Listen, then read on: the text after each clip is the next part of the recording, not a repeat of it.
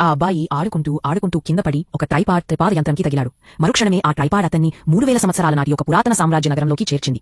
ఆ కాలంలో ప్రజలు భయంకరమైన కరువుతో పోరాడుతున్నారు. అదృష్టవశాత్తు అబ్బాయి వెంట ఉన్న స్నాక్స్ అన్నీ కూడా అతనితో పాటు అక్కడికి చేరుకున్నాయి. అక్కడి ప్రజలు పొటాటో చిప్స్, ఫ్రైడ్ చికెన్లను ఎన్నో కాలం తర్వాత ఆహారం దొరికినట్లుగా తీసుకుని తినేశారు. అబ్బాయి దాచిపెట్టిన కోలా కూడా ఏదో విధంగా అక్కడికి చేరుకుంది. కొద్దిసేపటి వరకైనా ఆ ఆహారం ప్రజల ఆకలిని తీర్చింది. రాజు స్వయంగా ముందుకు వచ్చి అబ్బాయిని దేవుడిలా భావించి మొత్తం రాజ్యంతో పాటు పూజించడం మొదలుపెట్టాడు. కానీ అప్పుడే రాజు అబ్బాయి మెడలో వేలాడుతున్న నెక్లెస్ పై పడింది. అది రాజుకు కాస్త పరిచయమున్నట్లుగా అనిపించింది. నిజానికి సరిగ్గా 3 సంవత్సరాల క్రితం ఈ రాజు ఒక రాత్రి పొరపాటున ఆ ట్రైపాడ్ ద్వారా ఆధునిక యుగంలోకి చేరుకున్నాడు. అదే సమయంలో ఇంటికి తిరిగి వస్తున్న ఒక తాగి ఉన్న మహిళ అతన్ని చూసింది. సమయం మారింది. వారి మధ్య ఒక రాత్రి కలయిక జరిగింది. వెళ్లేటప్పుడు రాజు ప్రేమకు గుర్తుగా ఆ మహిళకు అదే నెక్లెస్ ఇచ్చాడు. మరియు ఆ మహిళే ఈ అబ్బాయి తల్లి. ఇప్పుడు రాజు మళ్లీ ఆ నెక్లెస్ ని చూసినప్పుడు ఈ అబ్బాయి తన కొడుకే అని గ్రహించాడు.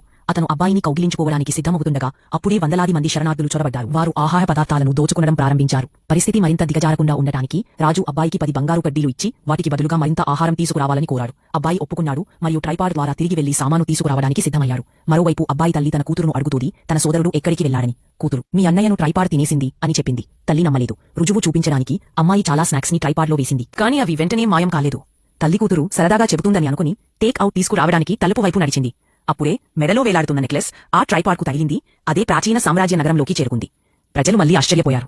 కానీ ఈసారి రాజు కన్ను నేరుగా ఆ నెక్లెస్ పై పడింది. మరియు అదే క్షణంలో అతనికి అర్థమైంది, అమ్మాయి కూడా తన కూతురే అని. ఆ ఇద్దరు పిల్లలు తనవారే.